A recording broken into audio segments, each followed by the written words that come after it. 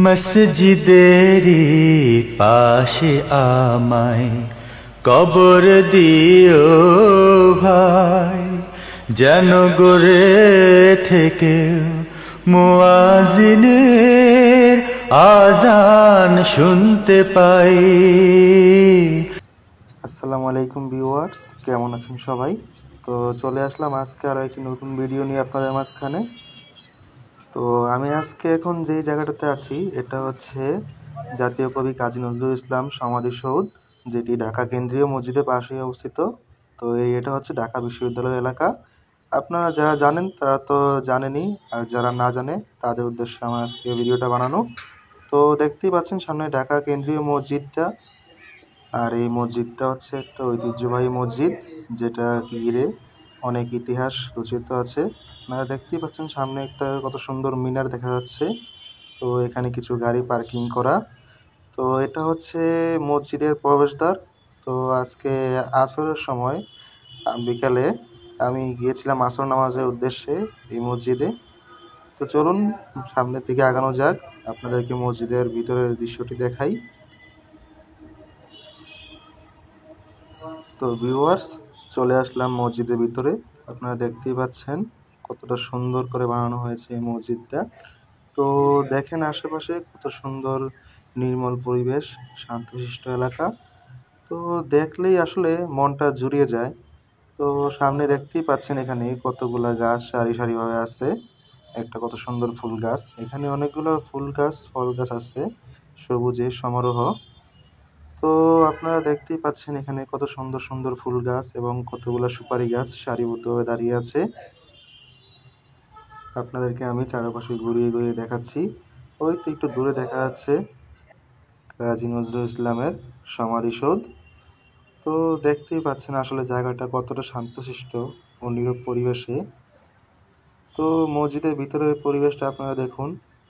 আসলে মসজিদের মধ্যে ঢুকলেই মনের মধ্যে একটা অন্যরকম শান্তি অনুভূত হয়।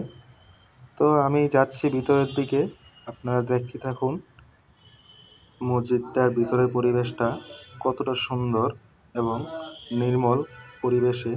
তো সামনের দিকে এগাচ্ছি, এখন ভিতরের দিকে যাওয়া যাক। আপনারা দেখতেই পাচ্ছেন ভিউয়ার্স, এখানে মুসল্লিরা নামাজ পড়ছে।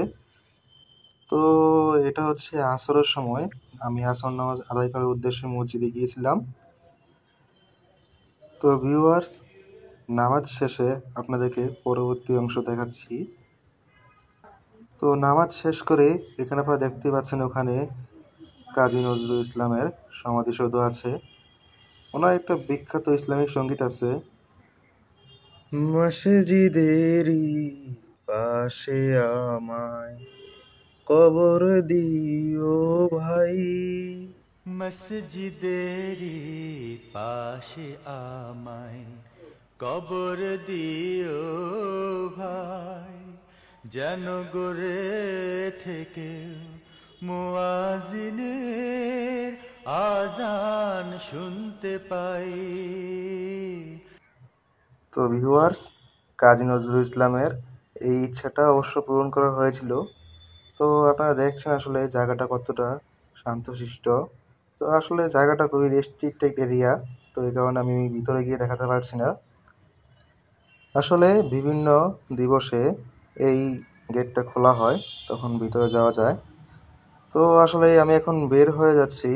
আপনারা দেখুন মসজিদের সৌন্দর্যটা আসলে মন ছুঁয়ে যায়। তো এখন বের হয়ে যাব, আর বের হওয়ার আগে মসজিদটা একবার দেখিয়ে নেই। তো আমি আস্তে আস্তে বাইরের দিকে যাচ্ছি। তো দেখুন এখানে অনেকগুলো গাড়ি পার্কিং করা আছে সামনে, আর আপনারা দেখতেই পাচ্ছেন মসজিদের সামনে জায়গাটুকু কতটুকু সুন্দর, সবুজের সমারোহ। তো এখানে অনেকগুলো গাছ আছে, খুব পুরনো পুরনো। তো এখানে দেখতে পাচ্ছেন আম গাছ আছে, নারিকেল গাছ আছে এবং কতগুলো সুপারি গাছ আছে। আসলে জায়গাটি খুবই সুন্দর, যা সামনে থেকে না দেখলে বোঝাই যায় না। তো এখানে দেখছেন কত বছরের পুরনো একটা গাছ আছে।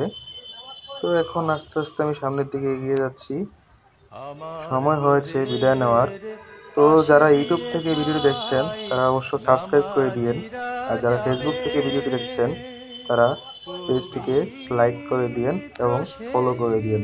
আল্লাহ হাফিজ। পায়ের ধ্বনি বান্দা শুনতে পাবে।